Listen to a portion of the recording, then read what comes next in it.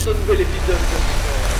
Bonsoir. Avant qu'on commence, est-ce que t'es bien installé? Les lumières sont éteintes? T'es posé tranquillement chez toi? Je te pose vraiment la question parce que ce qu'on a réuni dans cette vidéo, c'est terrifiant. En fait, c'est simple. Ce que tu t'apprêtes à voir, c'est les 3 plus grosses histoires qu'on a traitées ce mois-ci.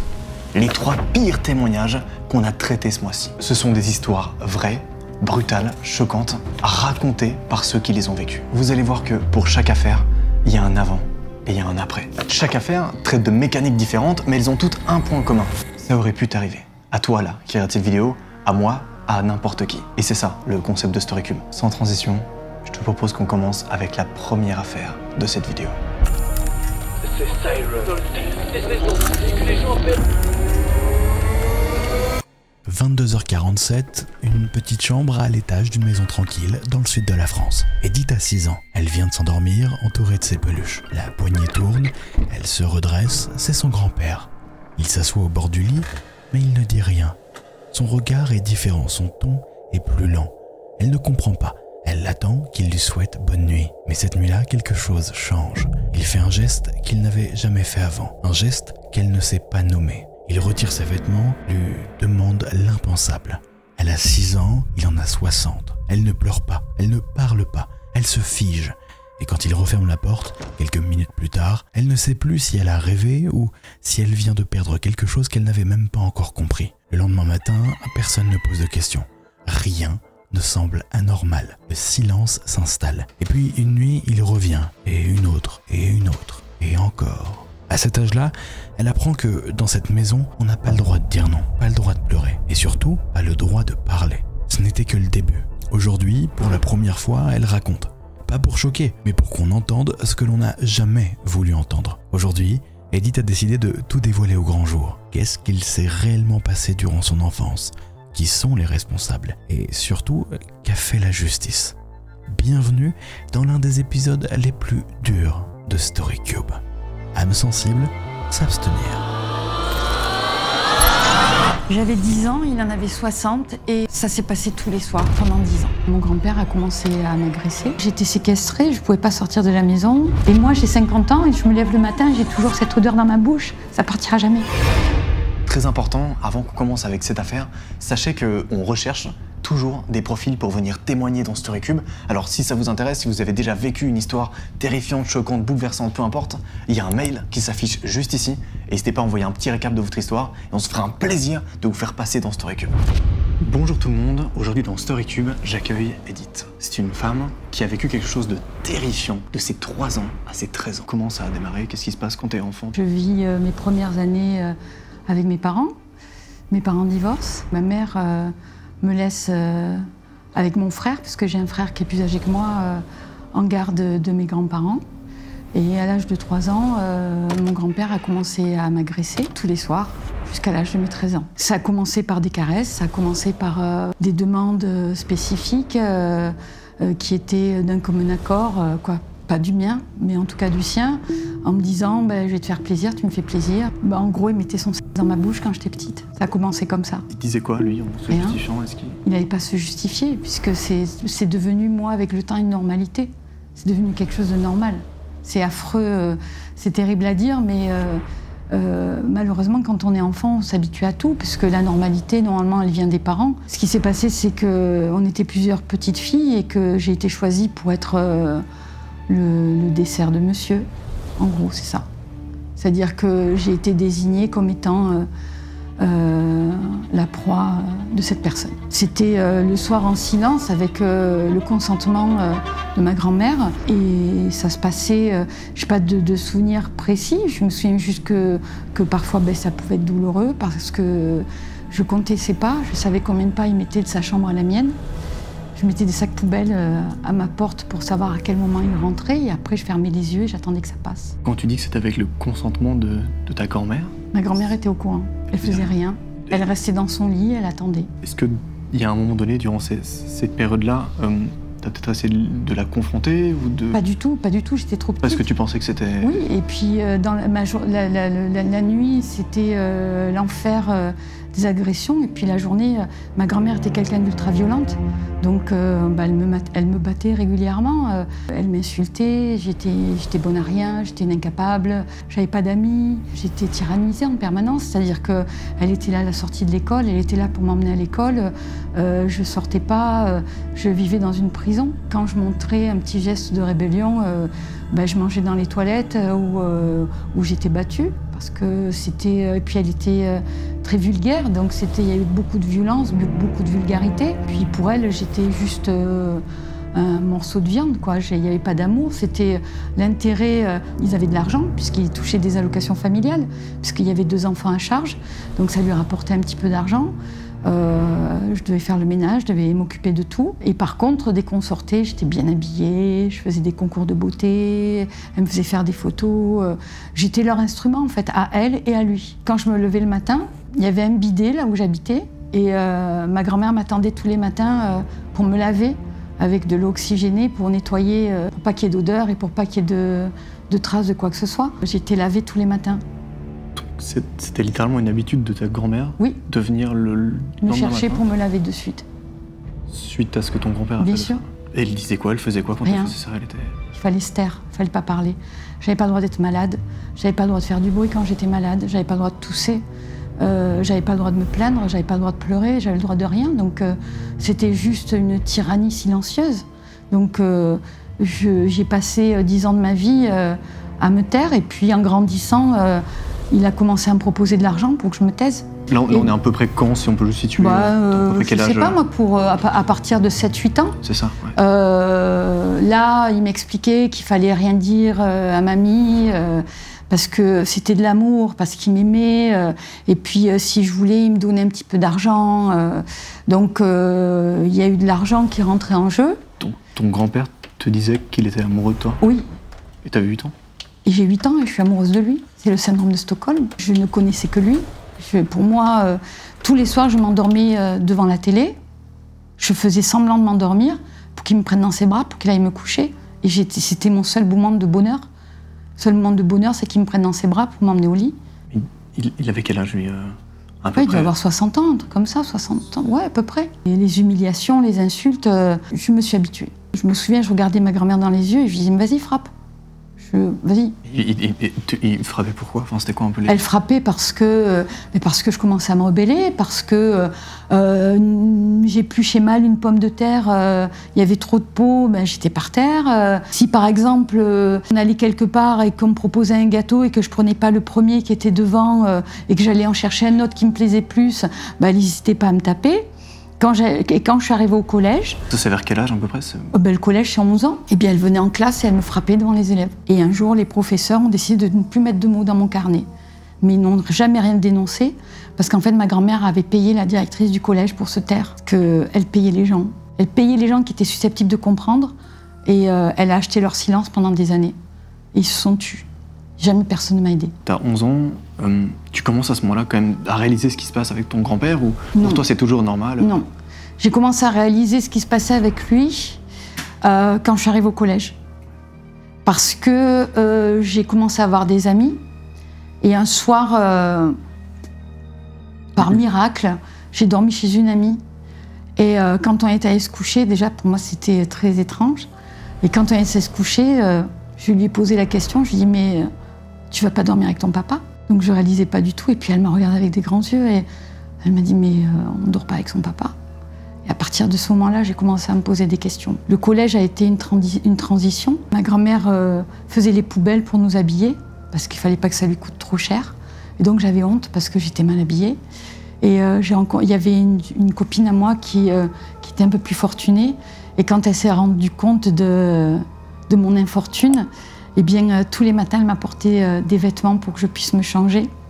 Et je l'ai retrouvée au bout de 20 ans. Je l'ai retrouvée, on s'est retrouvés dans un bar, elle avait oublié, et moi non, parce que c'est grâce à elle que j'ai compris qu'il existait des gens qui avaient du cœur. Voilà. C'est en arrivant au collège que ma grand-mère a perdu un peu les rênes qu'elle avait sur moi, parce que j'ai vu le monde tel qu'il était. À ce moment-là, ton grand-père, il continue toujours?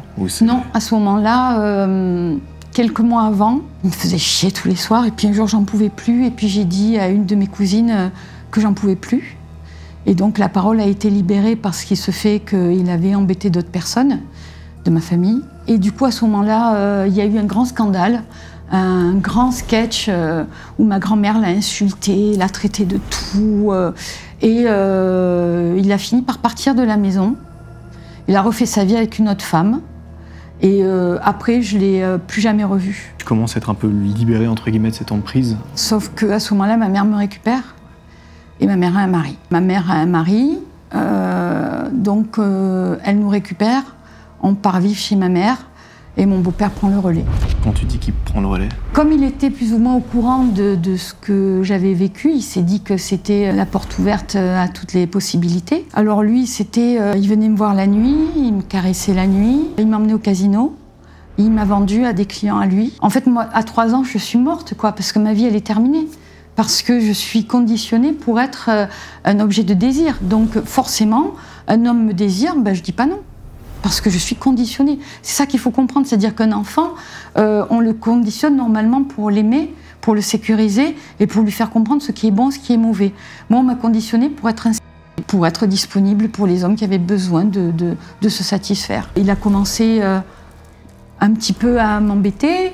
Quand on allait à l'école, ben, il me mettait la main entre les cuisses. Il avait quel âge? Il devait avoir 50 ans peut-être, moi j'avais 12 ou 13 ans. Et puis après, il adorait jouer au casino, donc il avait des clients très fortunés qui lui donnaient de l'argent pour que je les accompagne au casino. Il payait mon beau-père pour que je les accompagne au casino, donc il me donnait des jetons de casino, j'allais au restaurant. Du coup, lui, il recevait de l'argent? Lui, il recevait de l'argent pour ma compagnie. Ouais, c'est ça. Pour les accompagner, oui.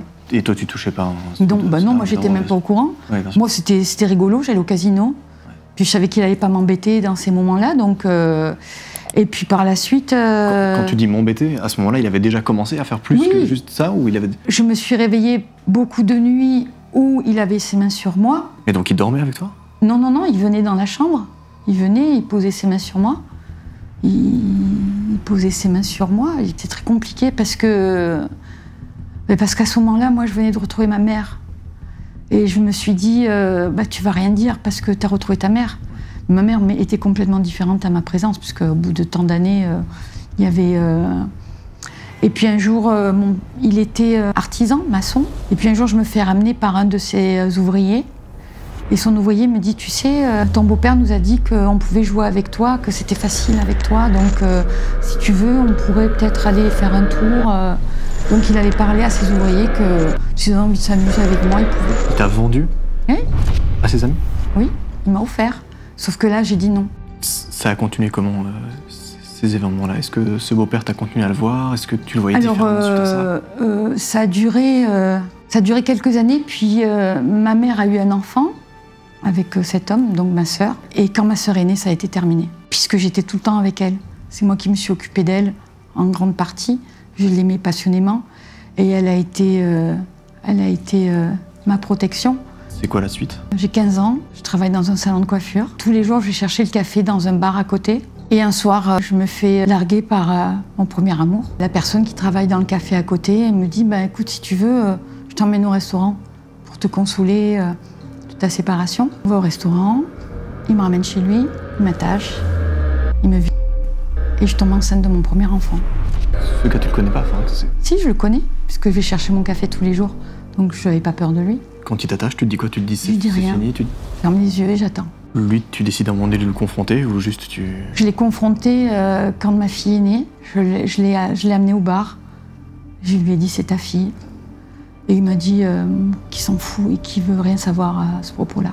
Donc j'ai élevé ma première fille toute seule, puisque quand elle est née, j'avais 17 ans. Donc mon beau-père a décidé qu'il fallait que je parte de la maison. Parce que quand je l'ai dit, c'était trop tard, et puis c'était en 91, donc à l'époque, la pilule du lendemain ou les IVG, ça se faisait pas en France à partir d'un certain nombre de semaines. Et quand ma fille est née, je me suis retrouvée toute seule dans un appartement avec elle. Comment ça se passe ces premières années avec Ça se passe bizarrement à ce moment-là, quand ma fille est née, ma mère est devenue plus présente. Elle s'est beaucoup occupée d'elle. Je travaillais dans un bar. Et tous les soirs, j'avais un lit parapluie que je mettais derrière le comptoir, avec ma fille dans son lit, et je travaillais avec ma fille, avec moi tout le temps. Je l'emmenais avec moi de partout. Je travaillais dans un bar de nuit, et derrière le comptoir, il y avait moi et ma fille. Donc du coup, petit à petit, tu t'enchaînes un peu ce genre de job? Je suis restée pas mal de temps, et c'est surtout que quand je suis arrivée dans ce bar, en fait, je savais pas où aller. Je suis arrivée, j'étais désespérée, j'ai rencontré un couple merveilleux, Christophe et Stéphane, qui m'ont dit « Tu sais pas où aller, ma chérie ?» Ils m'ont dit « Tu viens vivre à la maison ?» Et donc, le jour même, je suis allée m'installer chez eux. Et Justine était une princesse. Elle a été, pareil, adorée. Ce couple, je suis restée 1 an avec eux. Et puis après, j'ai rencontré un homme avec qui je me suis installée sur Marseille.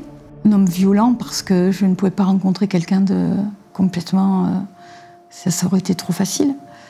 Donc, Et violence, qu'est-ce qui... C'était costaud quand même. C'était déjà, j'étais séquestrée, je pouvais pas sortir de la maison. Genre il verrouillait les portes Oui, il verrouillait les portes, il débranchait les téléphones. Et pourquoi il faisait ça? C'était quoi le... Parce que je pense que, très honnêtement, j'étais peut-être... moi, je sors d'une vie de chaos, je suis le chaos. Moi, je suis le chaos. C'est-à-dire que j'arrive dans une vie normale, je suis le chaos. Moi, pour moi, mon identité, c'est le cul. Mon identité, je suis là pour du cul. J'ai jamais fait de film, heureusement, mais j'aurais pu être une très bonne actrice. Mais mon job, c'était ça. À cette époque-là, j'étais mal dans ma vie, j'étais mal dans ma peau. Je ne savais pas m'occuper d'une maison, je ne savais pas recevoir des amis. J'avais mes traumas personnels et c'était un poids qui était trop lourd pour un homme. C'était vraiment trop lourd. C'est-à-dire qu'il y avait le côté superficiel où à l'époque, j'étais très mince, j'étais très jolie, c'était cool. Et puis la violence, je pense que j'en avais besoin aussi, parce que ma grand-mère me battait. Et je pense que inconsciemment, mon cerveau cherchait bien évidemment ce qui le mettait dans le confort. Et le confort pour lui, c'était la violence.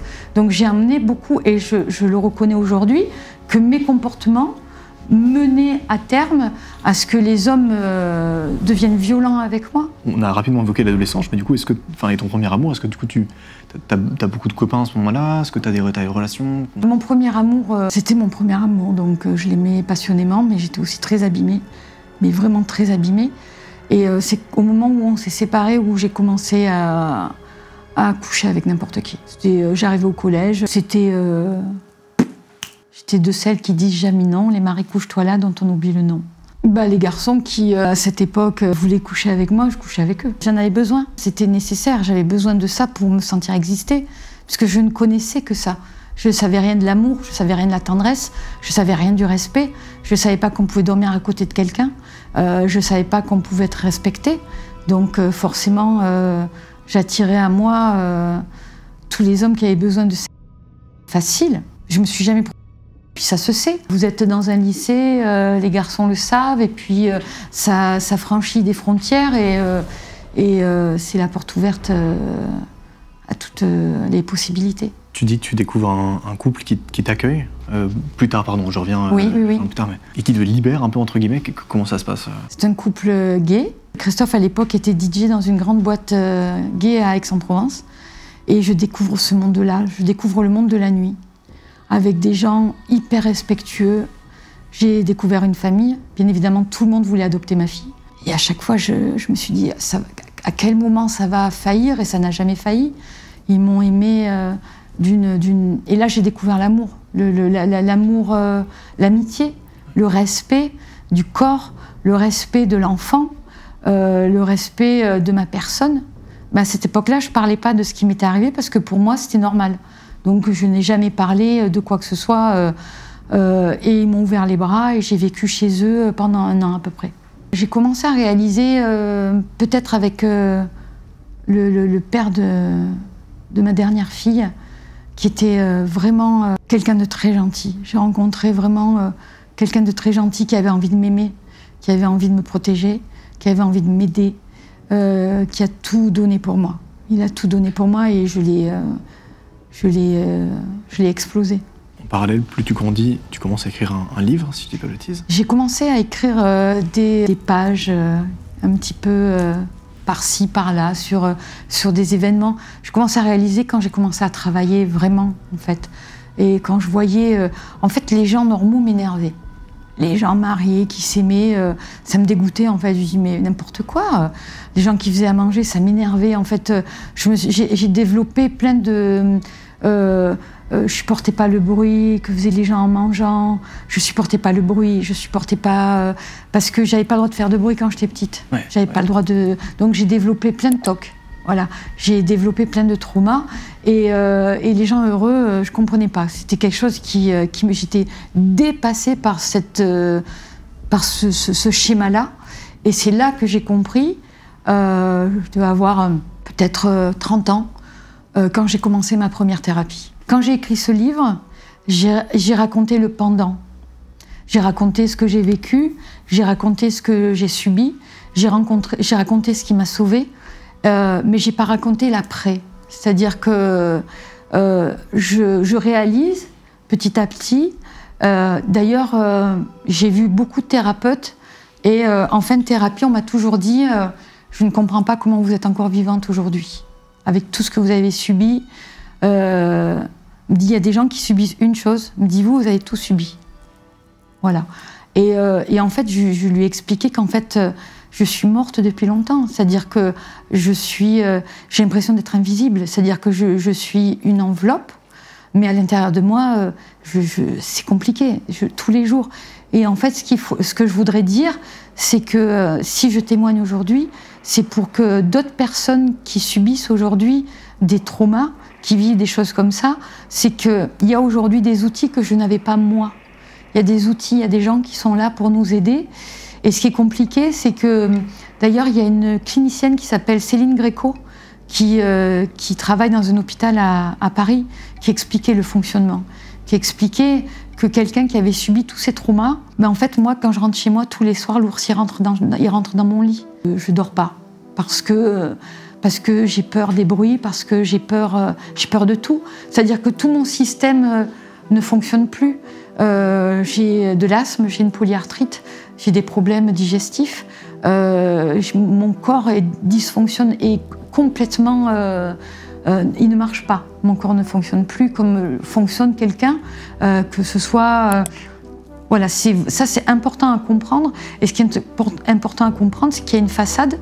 C'est que moi, on m'a appris à sourire. Ma grand-mère, elle me mettait des raclés. Mon grand-père, il me vit, puis après, il se brûle dans ma bouche. Parce qu'il faut dire les choses telles qu'elles sont.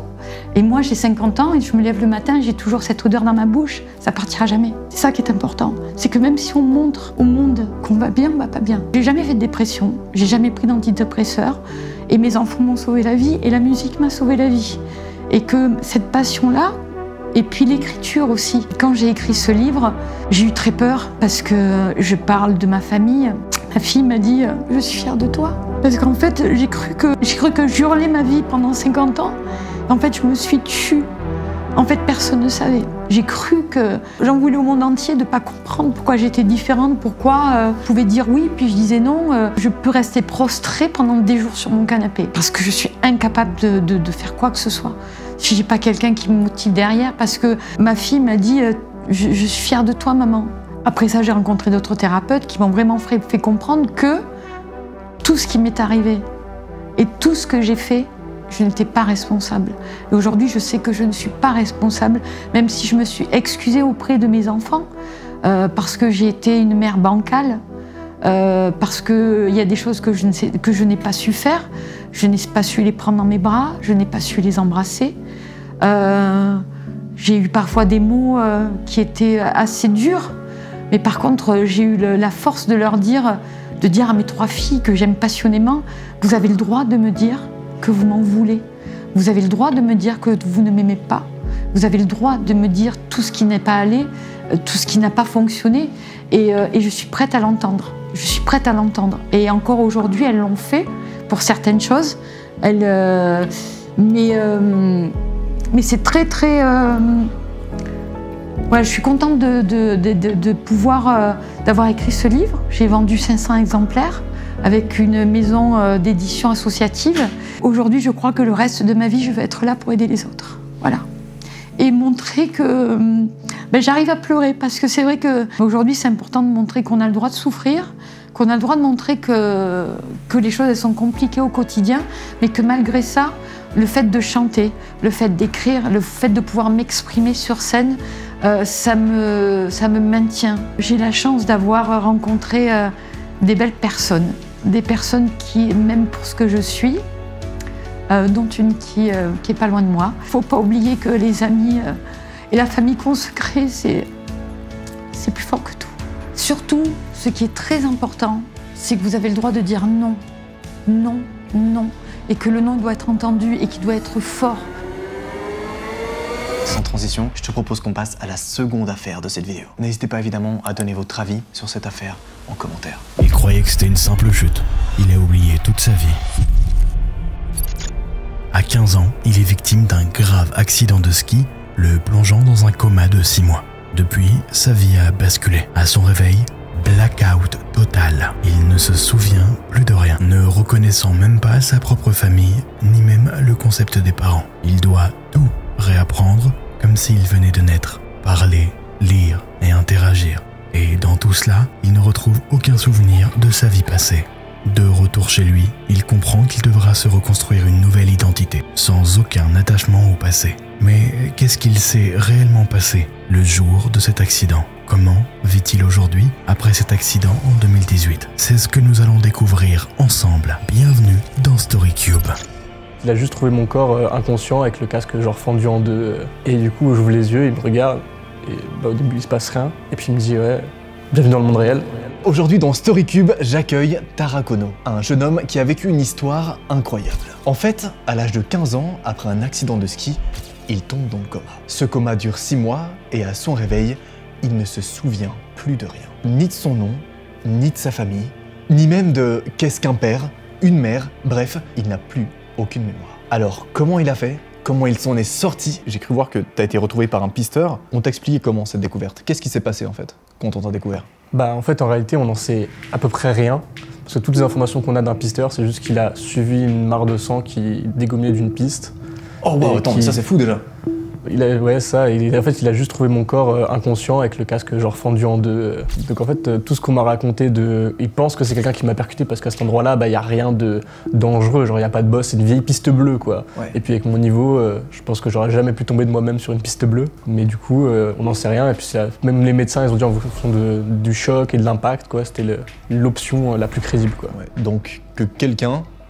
T'es rentré dedans, t'es tranquille sur une piste bleue et il y a quelqu'un qui a foncé à pleine vitesse sur toi et il a tracé d'ailleurs, il a même pas essayé. Ouais, il s'est pas arrêté. Et donc c'est un pisteur qui te retrouve On sait combien de temps en vrai?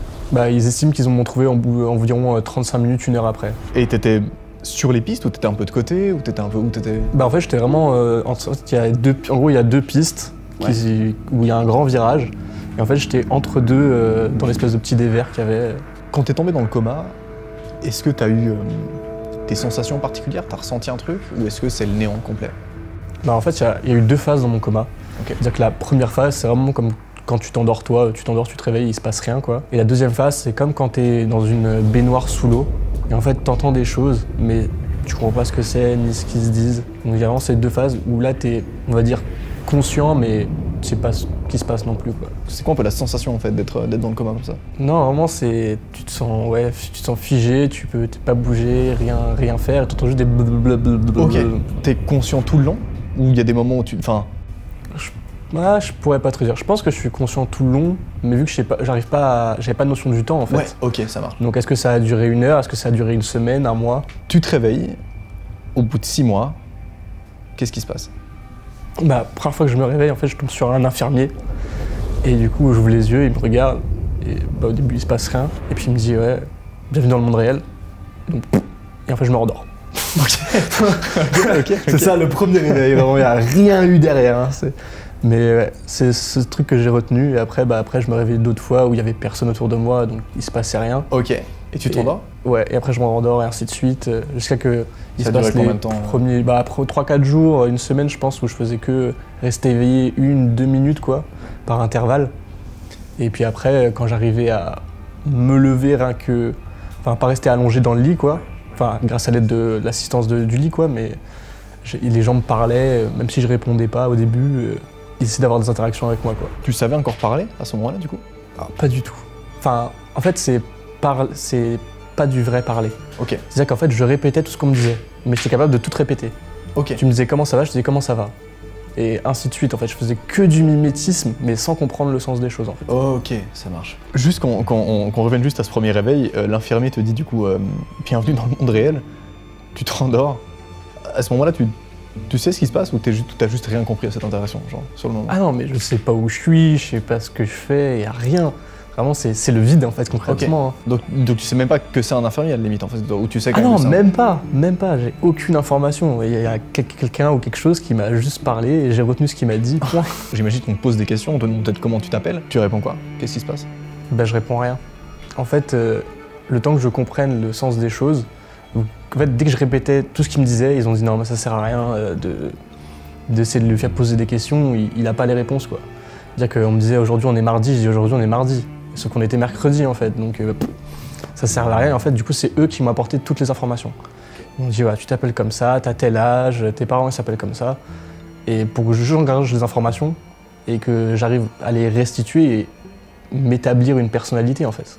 Et donc on te raconte littéralement ta propre histoire en fait, on te re-raconte ta propre histoire. Comment tu assimiles ces informations? Est-ce que t'es en mode ah trop bien, pas cool? Qu'est-ce qui se passe dans ta tête en fait à ce moment-là? Bah en fait tu cherches pas à l'assimiler, juste tu prends les infos comme elles viennent, parce qu'en fait tu te raccroches au peu de réalité qui existe pour toi, quoi. Qu'est-ce qui se passe un peu dans la chronologie après ce moment-là? Bah au fur et à mesure du coup je reste de plus en temps éveillé, c'est-à-dire que j'arrive à rester 1 heure, 1 heure et demie, 2 heures grand max les bons jours, quoi. Et du coup je dors moins, donc je prends plus d'informations et du coup légalement j'ai dû faire ce qu'on appelle l'école à l'hôpital. Et en fait ils m'apprenaient à lire, tout ce qu'on fait en CP par exemple, B et A ça fait bas, etc. Bon, ça me détruisait le cerveau, je faisais que me rendormir dès que les cours y finissaient, mais du coup, je réapprenais en fait les bases du savoir communiquer, lire, écrire, enfin surtout lire d'ailleurs. Il y a tes parents, j'imagine, qui arrivent à un moment donné à l'hôpital. Qu'est-ce qui se passe à ce moment-là? Bah, au début, mes parents, quand ils venaient, en fait, c'était souvent après que j'ai fait l'école à l'hôpital. Du coup, je dormais. Donc en fait, ils s'assuraient juste que, entre guillemets, tout allait bien. Et au bout de 1 mois et demi, en fait, on m'a demandé si je voulais les rencontrer parce qu'ils venaient d'arriver, quoi. Et du coup, j'ai dit oui parce que je voulais voir d'autres gens. Et puis on m'a dit ouais, les parents c'est important, c'est la famille, etc. Je me suis dit bon let's go, quoi. Ok, et on t'a réexpliqué le concept de parents en fait. Ah mais bien sûr, ouais vraiment. Vas-y, tout à l'heure ton papa il est passé. Je fais ah ok, c'est quoi un papa? Du coup il me fait ah tu vois, quand t'es né, t'as un papa, une maman, etc. Des trucs qui ont l'air tout bêtes mais qui pour moi n'existaient pas en fait. Et qu'est-ce qui se passe du coup? Tes parents rentrent dans la pièce? Du coup leur première réaction ça a été comment je m'appelais moi. Enfin, Cécile, du coup, j'avais retenu à force. Et puis comment ils s'appelaient eux. Et en fait, j'ai été, on va dire, un bon comédien à ce moment-là. Parce qu'en fait, j'avais demandé à l'infirmier toutes les informations, en fait. Et du coup, j'ai répété bêtement. J'ai dit, toi, t'appelles François, toi, tu t'appelles Marie. Voilà, je connais ton père, ma mère. Oh, ils sont mon frère et sœur et tout. Mais vraiment, un comédien de luxe. Du coup, ils y ont cru. Et vraiment, ils ont dit au médecin, mais vous êtes sûr? Mais non, ils se rappellent de nous et tout. Et après, ils sont revenus peut-être 1 jour, 2 jours après. Et le médecin leur avait dit, mais posez-lui d'autres questions, vous allez voir, dont nous, on n'aurait pas les informations. Et là, il me posait des questions, et vraiment des trucs cons, mais que moi, j'aurais pu le seul être savoir. Genre, il me dit, qu'est-ce que tu détestes comme aliment? Et je les regarde, je fais, comme à quoi? Il fait, je te donne 2 options, tu détestes les œufs ou les haricots verts? Et je fais, les haricots verts. Ok. Putain, ils ont été testés en fait pour voir à quel point... C'est marrant, du coup tu voulais quand même faire bonne impression auprès de tes parents, même si finalement tu les connaissais pas du coup en fait. Enfin, tu étais censé les connaître, mais tu... Ouais, en fait c'est un peu comme des inconnus, mais vu qu'on m'avait rabâché que c'était des gens importants, je me suis dit, les pauvres quoi. Ouais. Ils sont là, ils attendent depuis tellement longtemps, c'était un peu de l'empathie je pense que je générais à ce moment. Du coup t'as réappris à manger en fait. Ouais, c'était un peu... Il y a des aliments, c'était un peu la galère quoi. Des trucs à la con, genre manger une purée avec... une soupe avec une fourchette, ou tu vois, des trucs... Moi on me donnait une fourchette, je mangeais tout avec quoi. Enfin, il n'y avait pas de nuance quoi. Tes parents, ils en pensaient quoi à ce moment-là? Quand ils ont réalisé qu'en fait... Déjà rassurés parce que j'étais vivant. Ouais. Parce que malheureusement, le coma, ça reste quelque chose d'aléatoire. Ils savaient pas combien de temps j'allais y rester, qu'est-ce que ça allait résulter, donc déjà heureux. Après, ça a été dur pour eux parce que eux, ils ont vraiment, entre guillemets, forcé, mais parce que c'est leur option, quoi. Ils voulaient retrouver leur fils d'avant, quoi. Sauf que c'était de rappeler des souvenirs qui... Je me reconnaissais pas sur les photos, enfin on me parlait de trucs, je faisais semblant juste pour leur faire plaisir, mais j'avais aucune envie d'écouter quoi. Ouais, t'as plus d'attache en fait forcément à cette vie d'avant qui était qui était la tienne, mais finalement pas vraiment la tienne, quoi. C'est ça. T'as eu des lésions particulières, en fait, ou l'accident, enfin, ça t'a causé quoi comme... Tu as dit qu'il y avait du sang qui coulait sur le... Alors du coup, j'ai eu un trauma crânien avec perte de connaissance, du coup, qui a résulté d'un coma. Ok. J'ai eu le nez cassé, peut-être des petites lésions sur le bras qui étaient un peu superflues, quoi. Donc c'est vraiment la tête qui a bien pris. Ouais. Et du coup, bah, après, derrière, ça restait un truc d'une maladie qui s'appelle l'hypersomnie. En gros, dès que mon cerveau il prend trop d'informations, je dors. C'est un peu comme la narcolepsie, en gros. Et puis, bah, quand je dors pas vraiment. En fait, ça me repose pas de dormir. Ça, c'est une maladie qui s'est déclenchée après ça, ou tu l'avais déjà Non, je l'avais pas, du coup, c'est un résultat du coma. Le casque s'est brisé Ouais. Ouais, bah, je l'ai gardé. Ok, donc... C'est très con, mais je l'ai Non, gardé. non, ouais, t'as un casque qui s'est fondu vraiment... Ouais, il y a vraiment bah, toute la partie de l'oreille jusqu'aux 3/4 de l'autre côté qui sont ouverts en deux, quoi. Tu l'as ressenti comment, toi, d'être en face de tes parents Bah en vrai, c'était un peu méchant, mais je le dis souvent, mais ils sont au courant maintenant, c'est force. En fait, c'était des inconnus de plus, quoi. Il n'y a pas ce lien, et puis même à l'heure actuelle, même si on fait toujours des efforts de chacun son sens, ou ils font des efforts pour se rapprocher de moi, de s'intéresser à ce que je fais, c'est pas comme, par exemple, mes potes qui ont un lien de fou avec leurs parents, tu vois. Ça ressemblait à quoi une journée classique à l'hôpital, où t'apprends à... Dès que je me réveillais, j'avais le petit déjeuner, où je petit déjeunais si j'avais envie, généralement c'était pas bon, donc je petit déjeunais pas. Du coup, après, j'allais à l'école à l'hôpital. Tu allais à l'école ou c'était une infirmière qui venait? Non, en fait, c'est une espèce de salle dans l'hôpital. D'accord. Où il y a d'autres enfants, où on fait des cours de tout et de rien. Le but, c'est qu'ils perdent pas un peu la notion de l'école, même s'ils sont hospitalisés longtemps, quoi. T'avais quel âge à ce moment-là? 16, 17, je crois. Les gens, ils avaient un peu ton âge? Ouais, j'avais 16 ans. Non, c'était que des jeunes. Ok. Vraiment, je crois, il y avait des 12 ans, des 8 ans. Ouais. Bah, en fait, vu que j'avais... Ouais, ça, j'avais 16 ans. J'avais 16 ans, donc en fait, concrètement, toi, t'es pas chez les adultes, mais presque, et tous les autres, c'est que des enfants, quoi. Et on t'apprend à Ouais, on m'apprend pour les enfants. Ok, ouais. Mais après, je me rendors, parce que je suis KO. Ok. Et après, j'avais des trucs genre kiné. T'as vécu comment, en fait, cet apprentissage, toi Bah en fait, je l'ai super bien pris, parce que j'avais tellement envie de découvrir tout ce que j'avais perdu, qu'en fait, on me donnait des imagiers. Et en fait, je découvrais des trucs trop bien, genre, waouh, un rouge-gorge, waouh, un ski, genre, c'était le feu, genre. Puis, vu que je commençais à réapprendre à lire, je déchiffrais, mais c'était vraiment les livres que j'aimais le plus, parce que ça m'apprenait plus. C'est quoi le truc que t'as préféré apprendre? À être autonome. Ok, ouais. Tu rigoles, mais vraiment, être autonome. Enfin, au début, c'était horrible, parce que tout le monde voulait m'aider pour tout, et moi, je me disais, laissez-moi tranquille. Genre, même quand je faisais des bêtises, genre, quand je suis retourné chez moi, je mettais des bols de céréales dans le frigo, ou des trucs comme ça. Elle me dit non, c'est pas là, c'est là. Je fais c'est bon, je vais le faire. Non, je te le fais, t'inquiète, assis-toi, fais tes trucs. Ouais. Non, l'autonomie, c'est vraiment... T'es rentré chez toi au bout d'un moment? Ouais, en fait j'en avais marre de l'hôpital à l'école, parce que déjà, des gens pas de mon âge. Et puis les médecins étaient dans l'optique un peu de se dire que si je retournais chez moi, j'allais déjà être plus serein, mais ça permet de retrouver une routine de personnes de mon âge. Parce que j'étais un peu infantilisé en fait à l'hôpital. Ouais, bah oui, bien sûr. En fait, j'assimilais vraiment ce que je voulais assimiler. Ouais, ok. C'est-à-dire C'est que- quoi ce que tu voulais assimiler, genre? Bah, C'est quoi un peu les trucs tous les trucs qui me paraissaient essentiels à l'époque. C'est-à-dire pas des choses très utiles à l'heure actuelle. Genre? Genre retenir les 12 merveilles du monde. Ok. Ça ne sert à rien. Mais je sais le faire. Ok, mais c'est stylé, ok. Ça marche. Mais ça faisait kiffer. Ouais. Il y a d'autres trucs comme ça qui te faisaient kiffer et qui étaient un peu random. Est-ce que t'as des jeux vidéo, des films, des... Bah, j'ai relu Harry Potter. Ok. Parce que j'étais un grand fan. J'avais vraiment tous les livres, tous les films, etc. Du coup, j'ai redécouvert. Et t'as rekiffé une deuxième fois ou pas? Ouais, de fou. Est-ce que... Putain, c'est marrant. De fou. Parce qu'il y a des gens qui disent que j'aimerais bien genre mourir et revivre et revoir pour la première fois. Mais tu rigoles, mais quand j'ai fait une interview, c'est les premiers commentaires que les gens m'ont dit. Et j'étais en mode, bah, je vous souhaite pas vraiment. Ouais, non, ouais, bien sûr. Putain, du coup, t'as redécouvert les trucs que t'avais rekiffé quand t'étais... Ouais, et puis j'ai même redécouvert des choses que je kiffais avant que j'aime pas. Ok. Donc il y a des trucs que t'aimais avant, mais que maintenant t'aimes plus trop, quoi. Ouais. Genre? Bah, genre par exemple, les séries style Simpson, en fait, toutes les séries style américaines qu'on regardait. Malcolm. Ouais. Bon, Malcolm, ça va, en vrai, je supporte. Ouais. Mais en fait, des séries que je kiffais regarder genre avec mes cousins ou quoi. Et je les ai regardées, j'ai fait, mais c'est éclaté ça. Pourquoi j'aimais ça, vraiment?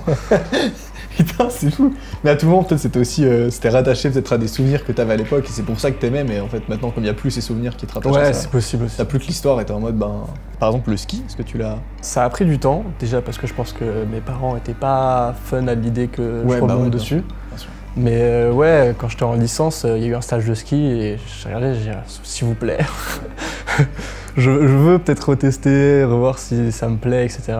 Et ouais, j'ai surkiffé, et j'adore le ski. Bah, je suis pas allé depuis longtemps parce que ça coûte cher, mais... Ouais. Il y a d'autres trucs que t'as redécouvert ou que t'as découvert et que t'as trop kiffé? Pas forcément que tu connaissais déjà avant, mais que t'as... Il y a un truc qui me fait penser, c'est en fait mes potes qui m'ont fait redécouvrir YouTube. Ouais.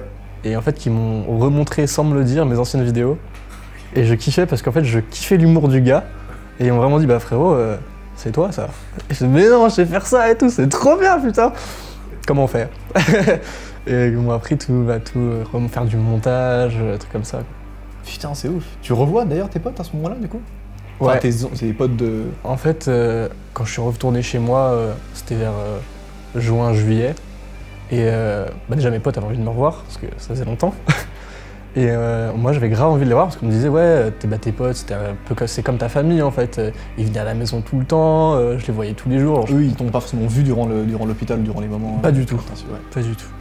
Donc eux, ça faisait 7 mois qu'ils t'avaient pas vu. Ouais. Et en fait, j'ai surkiffé parce qu'on s'entendait trop bien. Et puis c'était pas dans... Bah en fait, comme mes parents me montraient des souvenirs d'avant, ce qui se passait avant, eux, ils en avaient rien à cirer.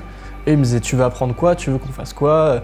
Tiens, tu veux qu'on fasse du bowling? Je fais, putain, je sais pas ce que c'est le bowling. Bah, viens faire du bowling, tu vois. Et c'était vraiment que de la découverte, que de la bienveillance. Et puis, ils m'ont super bien soutenu. Je pense que c'est une des raisons qui m'ont fait step up de fou, quoi. Ils t'ont fait découvrir quoi, genre... Mais c'est quoi un peu les premiers trucs où tu te dis ah putain la dinguerie, ça on m'a pas dit? Mais en fait c'est surtout des activités tu vois. Ouais. Genre on faisait des cache-cache au parc. Oui, j'avais 16 ans, je faisais un cache-cache au parc et alors ouais, c'est lourd, c'est lourd. Mais ouais, genre le bowling, on faisait du bowling, laser game, tu vois, quelques trucs de sortie, mais c'était kiffant quoi. Du coup t'avais un petit niveau au bowling quand t'as démarré ou juste t'étais vraiment... Et bah j'ai gardé la photo de ma première partie de bowling, ils avaient tous le seum. Je les ai oblitérés. Genre vraiment, j'ai fait 100 points, alors c'est pas ouf par rapport à ce que j'arrive à faire maintenant, mais eux, ils sont vraiment nuls au bowling quoi. Ils font des 40, des 60, mais c'est trop le seum. Incroyable. Est-ce que, t'es toujours un peu dans ce sujet-là, mais t'avais une copine, pas forcément, t'avais des crushs, t'avais... Ouais, à l'époque j'avais une copine, ouais. Et en fait, pendant mon coma, mes potes, ils ont appris qu'elle m'avait trompé.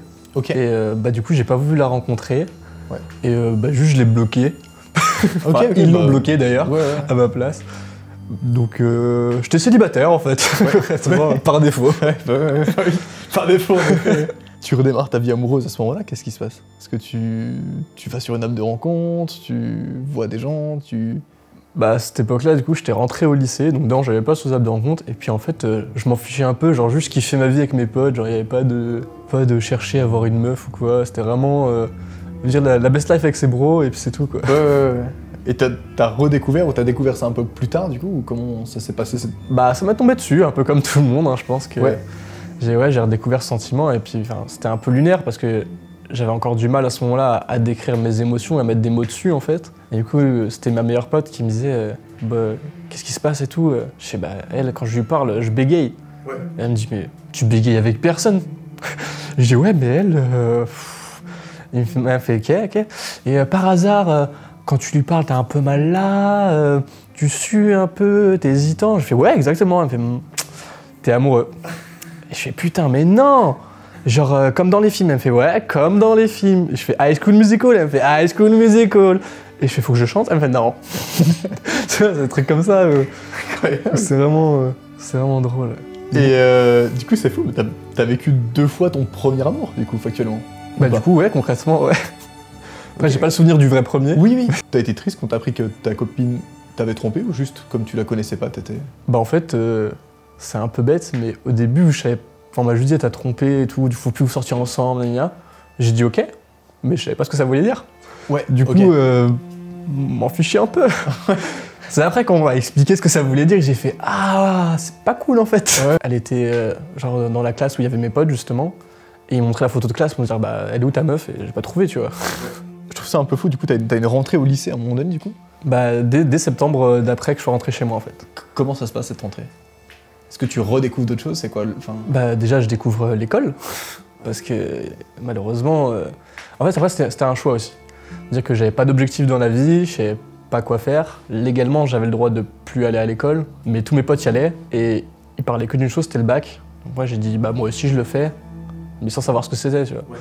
Donc j'ai fait ma rentrée, bah, j'ai dû parler à tous les profs, oui voilà, si je m'endors en cours, c'est normal, je vais que raconter mon histoire vite fait quoi. Et puis en fait dès le premier jour de la rentrée, en fait ils ont prévenu tous les gens de la classe, donc j'ai pas eu de problème en mode harcèlement ou quoi. Juste je m'endormais dans la classe, ils disaient ouais c'est normal. Mais c'était dur, c'était vraiment dur l'école. Parce que d'un côté, bah, je m'endormais souvent parce que trop d'informations nouvelles. Et d'un autre côté j'avais 2 teams de profs, 2 qui voulaient absolument que j'arrête, qui me disaient que ça servait à rien.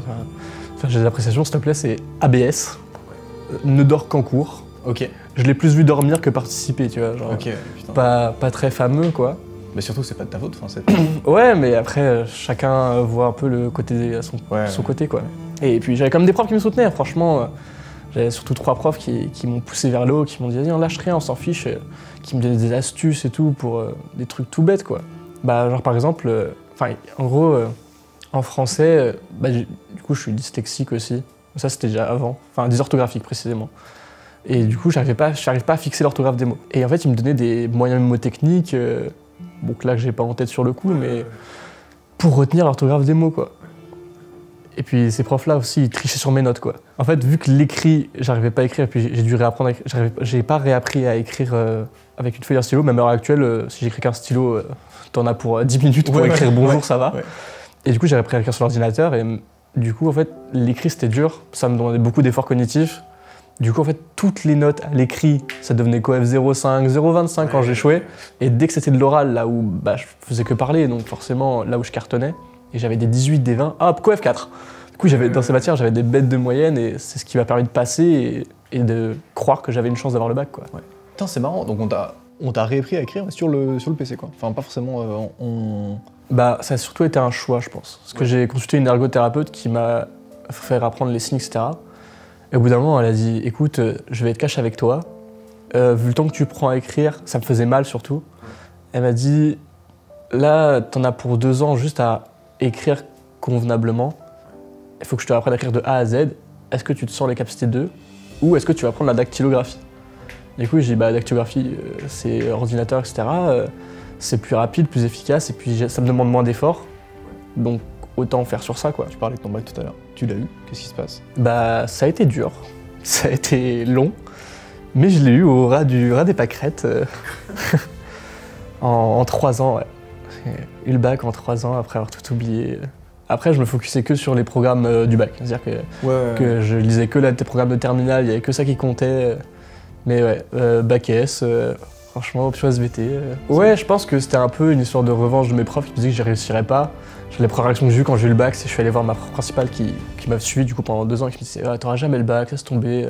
Enfin, pense même pas aller au rattrapage, etc. Je dis regarde, même pas au rattrapage. Ouais. Incroyable.